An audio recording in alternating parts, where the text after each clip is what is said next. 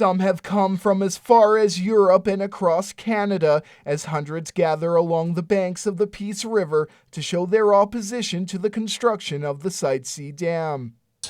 It's hard to believe that we're in this day and age, we're in a fight like this, trying to save this valley over a stupid project.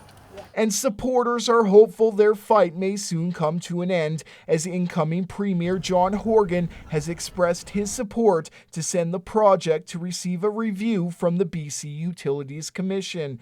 A review anti-Site C demonstrators and Treaty 8 First Nations have been asking the government for years.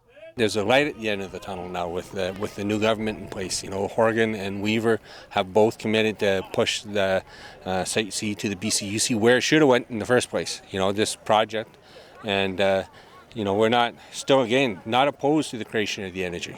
We can do geothermal. I mean, it's beautiful day today. Sun's shining. It's hot. We could have solar up. We could do wind. We do a whole combination of stuff. The last thing we should be doing is talking about destroying this valley for energy that we don't need. You know, that's the insanity of this. Many paddlers here support other alternatives to clean energy creation, like wind, solar, and geothermal, and say there's no reason to flood the Peace River Valley. And turning away from those massive mega projects that never made any sense, such as damming the Peace River for energy that no one will want and no one will be able to afford. They say aside from the treaty violations and environmental impacts, the cost of the project will be a financial burden for future generations to come. I mean, what a lot of people need to recognize is that, yes, we oppose Site C because it violates First Nations rights, and yes, we oppose Site C because it destroys the Peace River and the ecosystem around the Peace River.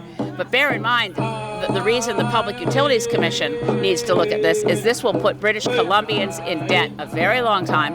It'll cause our hydro rates across the province to soar. It's not in our interests as British Columbians. And as a showing of unity against BC Hydro's over $8 billion hydroelectric dam, hundreds of canoes and kayaks hit the water for the 12th annual Paddle of the Peace.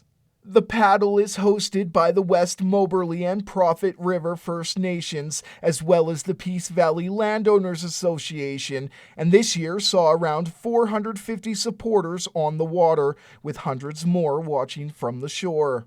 For me, I feel that, you know, Prophet and West Mo are not alone and stuff like that, and I'm very, very proud of and happy for the people that travel to come to the Paddle of Peace and stuff like that to help us fight against Site C, right? And it just really shows, you know, not only First Nations are the only ones that are fighting against, right? You know, all of us want to save our environment, our river, you know, our animals and everything that connects to the river, right? So, I mean, we're not the only ones that are fighting and wanting to save this land, our land. In just over a week, John Horgan will be sworn in as the province's next premier and has made a promise to visit the Peace region later this summer. Brendan Miller, CJDC-TV News from the Peace River Valley.